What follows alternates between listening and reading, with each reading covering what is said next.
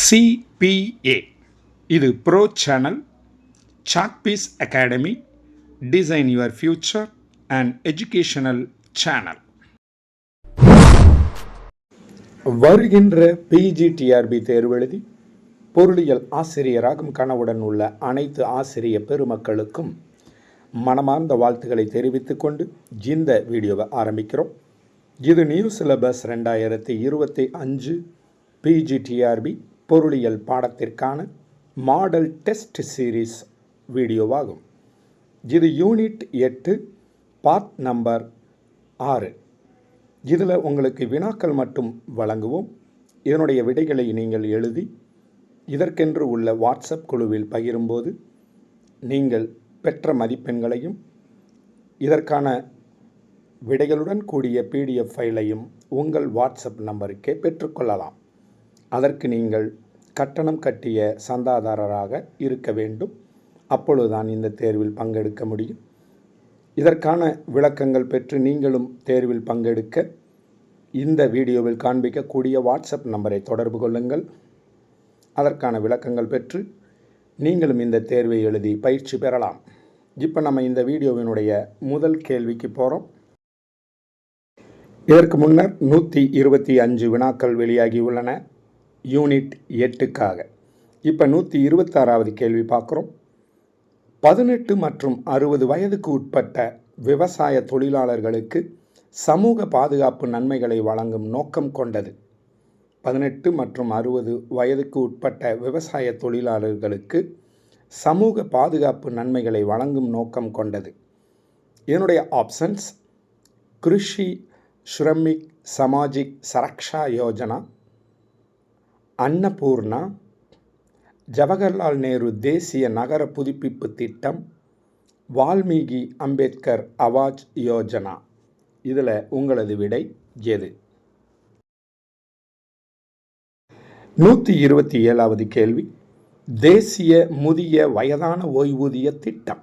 தேசிய முதிய வயதான ஓய்வூதிய திட்டம். இதனுடைய ஆப்ஷன்ஸ்: அண்டோதயா அண்ணா யோஜனா, அன்னபூர்ணா, ஜவஹர்லால் நேரு தேசிய நகர புதுப்பிப்பு திட்டம், வால்மீகி அம்பேத்கர் ஆவாஸ் யோஜனா. அடுத்து 128வது கேள்வி. குடிசைவாசிகளுக்கு குடியிருப்புகளை நிர்மாணிப்பதற்கு உதவும் திட்டம். குடிசைவாசிகளுக்கு குடியிருப்புகளை நிர்மாணிப்பதற்கு உதவும் திட்டம். இதனுடைய ஆப்ஷன்ஸ்: அண்டோதயா அண்ணா யோஜனா, அன்னபூர்ணா, ஜவஹர்லால் நேரு தேசிய நகர புதுப்பிப்பு திட்டம், வால்மீகி அம்பேத்கர் ஆவாஸ் யோஜனா. 129வது கேள்வி. அன்னபூர்ணா திட்டம் டேஷாம் ஆண்டிலிருந்து முழுமையாக மத்திய நிதி உதவி திட்டமாக அமல்படுத்தப்பட்டது. அன்னபூர்ணா திட்டம் டேஷாம் ஆண்டிலிருந்து முழுமையாக மத்திய நிதியுதவி திட்டமாக அமல்படுத்தப்பட்டது. இதனுடைய ஆப்ஷன்ஸ்: 2001, 2000, 2002, 2003.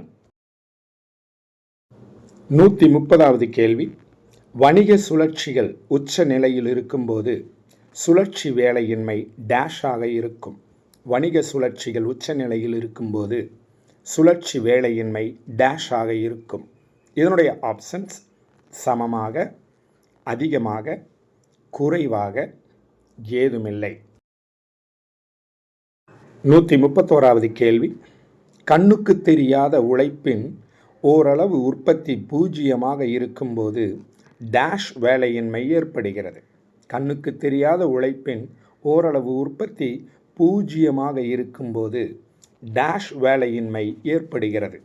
இதனுடைய ஆப்ஷன்ஸ்: சுழற்சி வேலையின்மை, பருவகால வேலையின்மை, தினசரி வேலையின்மை, ஏமாற்றப்பட்ட வேலையின்மை.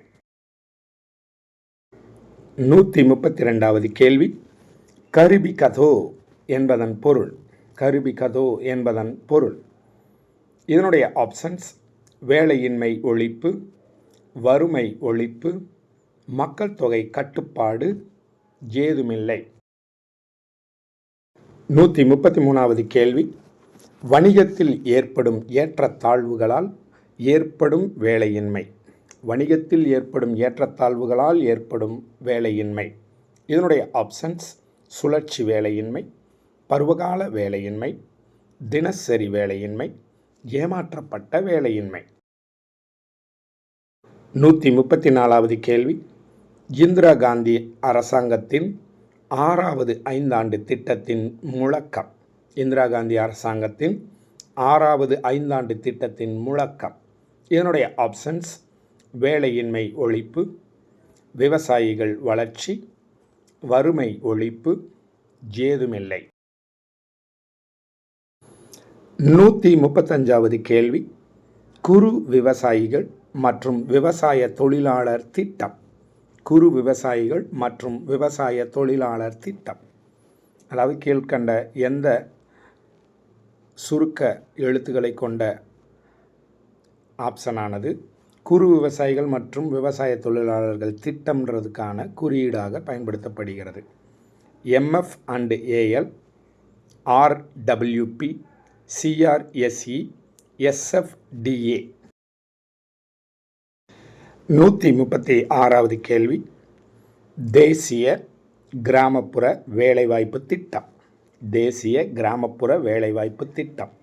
இதனுடைய ஆப்ஷன்ஸ் ஆர்எம்பி, என்ஆர்இபி, ஆர்டபிள்யூபி, ஆர்எல்இஜிபி. அடுத்து 137வது கேள்வி. கிராமப்புற மனிதவள திட்டம். கிராமப்புற மனிதவள திட்டம். இதனுடைய ஆப்ஷன்ஸ் ஆர்டபிள்யூபி, சிஆர்எஸ்இ, ஆர்எம்பி, எஃப்டபிள்யூபி. 138வது கேள்வி. சிறு விவசாயிகள் மேம்பாட்டு நிறுவனம். சிறு விவசாயிகள் மேம்பாட்டு நிறுவனம். இதனுடைய ஆப்ஷன்ஸ் எம்எஃப்ஏஎல்டிஏ, டிபிஏபி, எஸ்எஃப்டிஏ, சிஎஸ்ஆர்இ. அடுத்து 139வது கேள்வி. வறட்சி பாதிப்பு பகுதி திட்டம். வறட்சி பாதிப்பு பகுதி திட்டம். இதனுடைய ஆப்ஷன்ஸ் டிபிஏபி, எஃப்டபிள்யூபி, எஸ்எஃப்டிஏ, சிஎஸ்ஆர்இ. 140வது கேள்விக்கு வந்திருக்கோம். உணவு வேலை திட்டம். உணவு வேலை திட்டம். இதனுடைய ஆப்ஷன்ஸ் ஆர்டபிள்யூபி, டிபிஏபி, ஆர்எம்பி, எஃப்டபிள்யூபி. 141வது கேள்வி. விவசாய தொழிலாளர்கள் இந்தியாவில் டேஷ் சதவீதமாகும். விவசாய தொழிலாளர்கள் இந்தியாவில் டேஷ் சதவீதமாகும். இதனுடைய ஆப்ஷன்ஸ் 60, 70, 65, 75. 142வது கேள்வி. 1950ஆம் ஆண்டில் மொத்த தேசிய வருவாயில் டேஷ் சதவீதம் பங்கினை விவசாயம் வழங்கியது. 1950ஆம் ஆண்டில் மொத்த தேசிய வருவாயில் டேஷ் சதவீதம் பங்கினை விவசாயம் வழங்கியது. இதனுடைய ஆப்ஷன்ஸ் 67, 57, 77, 47. 143வது கேள்வி. இந்தியாவில் விவசாய பொருட்கள் மொத்த ஏற்றுமதியில் ஏறத்தாழ டேஷ் சதவீதத்தை கொடுக்கின்றன. இந்தியாவில் விவசாய பொருட்கள் மொத்த ஏற்றுமதியில் ஏறத்தாழ டேஷ் சதவீதத்தை கொடுக்கின்றன. இதனுடைய ஆப்ஷன்ஸ் 18, 16, 15, 20. 144வது கேள்வி. இந்தியா தேயிலை உற்பத்தியில் தற்போது உலகில் டேஷ் இடத்தில் உள்ளது. இந்தியா தேயிலை உற்பத்தியில் தற்போது உலகில் டேஷ் இடத்தில் உள்ளது. அதாவது இன்றைய தேதியில் இந்தியா டீ உற்பத்தியில் எத்தனாவது இடத்துல இருக்குன்றதான் கேள்வி. இதனுடைய ஆப்ஷன்ஸ் 1வது, 4வது, 3வது, 2வது. 145வது கேள்வி. உலகில் நிலக்கடலை உற்பத்தியில் இந்தியா டேஷ் இடத்தில் உள்ளது. உலகில் நிலக்கடலை உற்பத்தியில் இந்தியா டேஷ் இடத்தில் உள்ளது. அதாவது தற்போது அப்படின்றத இதில் சேர்த்துக்கோங்க. உலகில் நிலக்கடலை உற்பத்தியில் தற்போது இந்தியா டேஷ் இடத்தில் உள்ளது அப்படின்னு வாசிச்சுக்கோங்க. இதனுடைய ஆப்ஷன்ஸ் முதலாவது, இரண்டாவது, நான்காவது, மூன்றாவது. இப்போ நம்ம 146வது கேள்வி பார்க்குறோம். சீனா தேயிலை உற்பத்தியில் தற்போது உலகில் டேஷ் இடத்தில் உள்ளது.